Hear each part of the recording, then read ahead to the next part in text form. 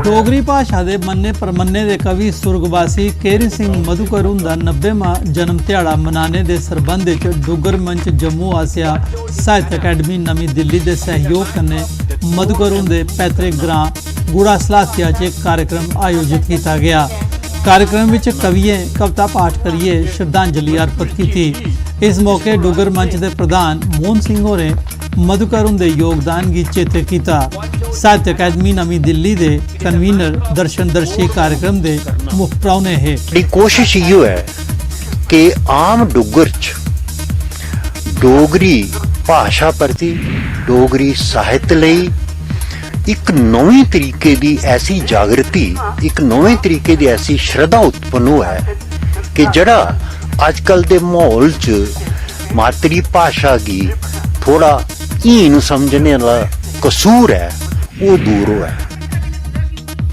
Degree college Poonch च 1 दिसंबर की मनाए जाने वाले अंतर्राष्ट्रीय एड्स दिहाड़े के मद्देनज़र HIV एड्स जागरूकता दिहाड़ा मनाया गया।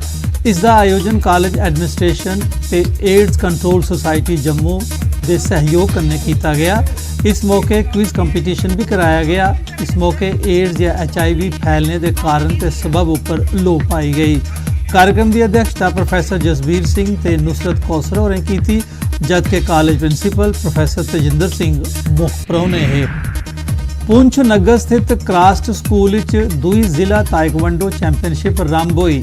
इसका आयोजन जम्मू कश्मीर ताइक्वांडो एसोसीएशन, जिला ताइक्वांडो एसोसीएशन ते हरबंदना वेलफेयर सोसाइटी आसिया कराया गया है। इस जिले के 200 ताइक्वांडो खिडारी हिस्सा लै रहे हैं। चैंपीयनशिप का उद्घाटन डिस्ट्रिक्ट यूथ सर्विसेज के स्पोर्ट्स अफसर सिकंदर परवेज होरें किया। इस मौके बड़ी गिनती खेल प्रेमी ते स्पोर्ट्स कन्नै संबंधित खिडारी ते कोचें शिरकत की थी। मुझे यहाँ आके खुशी हुई है कि यहाँ पे इतनी अच्छी एक्टिविटी कर रही हो और बेसिक यहाँ पर वो भी है ना, कम से कम ये आप इंफ्रास्ट्रक्चर भी देखो, यहाँ पर फील्ड है, यहाँ पर अपना मिनी स्टेडियम है। बाकी आगे सेंट्रल गवर्नमेंट काफ़ी बूस्ट कर रही है स्पोर्ट्स को और इंशाल्लाह जो भी हमारे पास सामान आएगा वो बांटेंगे तो यहाँ का बच्चा आगे निकले। आज से ये इन बच्चों की ऑफिशियली फाइट्स वगैरह हैं जो स्टार्ट होंगी, तो आज से कल तक 200-250 बच्चे अपने जो कि जितने भी टैलेंट है उसका हुनर दिखाएंगे और कल इसकी क्लोजिंग सेरेमनी है जो कि कल 3 बजे है। तो कल इनको प्राइज़ और मेडल्स जितना ये 2 दिन में अच्छा परफॉर्म करेंगे तो उसका जो रिवार्ड है इनको कल जो क्लोजिंग सेरेमनी में सर्टिफिकेट और मेडल्स और जो भी ट्रॉफीज़ होती हैं उनके थ्रू मिले। मिनी स्टेडियम उधमपुर के बैडमिंटन हाल च 3 दिहाड़े का डिस्ट्रिक्ट बैडमिंटन टूरनामेंट आरंभ हुआ। टूरनामेंट अंडर 15, अंडर 19 गर्ल्स ते बॉयज़ कैटेगरीज तहत मुकाबले कराए जांगन। इसका मकसद प्रतिभावान खिडारियों की अपनी प्रतिभा की संवारने ते उसका प्रदर्शन करने ताईं प्लेटफॉर्म मुहैया कराना है। एक साढ़े छोटे साढ़े भरा ने या साढ़े छोटी भैन न तो वह भी कहना स्पोर्ट्स खेलन और अजकल इ'यां तो दिक्खा जाए कि खेलो इंडिया के तहत बच्चे अग्गे लेने की कोशिश की जा रही है। तो साढ़ा भी एक मेन इशू यही है कि अस कि बच्चे गी खिलाचै और बच्चे साढ़े जेह्के न ड्रग्स कोला दूर होन, जेह्दे कन्नै कि कहना समाज साफ सुथरा रवे और साढ़े जेह्का साढ़ा पुराने संस्कार न ओह् दोबारा राइट। जिला इंतजामिया कठुआ आसिया प्रधानमंत्री श्रम योगी मानधन योजना के तहत असिस्टेंट लेबर कमिश्नर कठुआ के दफ्तर 2 दिहाड़े का जागरूकता कैंप आरंभ हुआ। इस मौके DC कठुआ ओम प्रकाश होरें दस्सिया जे पेंशन हफ्ता मनाया जा रहा है तां इस योजना का लाभ लोगों की मिली सके। जो लोग भी अपने आप को एलिजिबल समझते हैं, जिसकी इनकम आय जो है 15,000 से कम है पर मंथ, वो अपने आप को एनरोल करवा सकता है।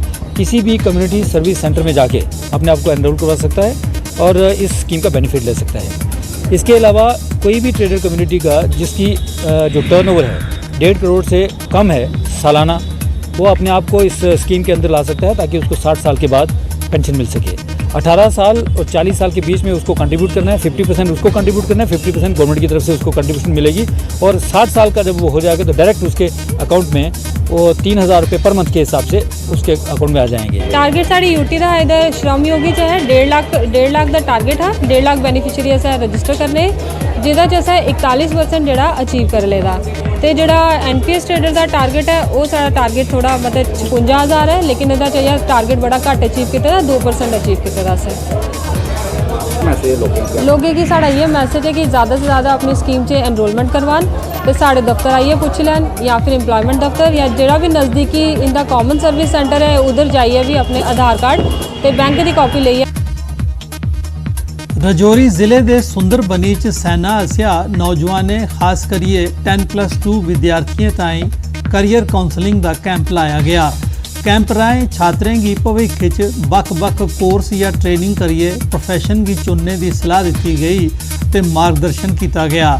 उन्हें की बक्ख-बक्ख कोर्सें ताईं बेसिक क्वालिफिकेशन, योग्यता, दरखास्तां देने का ढंग तरीका वगैरह के बारे च दसाया गया। छात्रें सैना आसिया करियर काउंसलिंग किए जाने की सराहना की।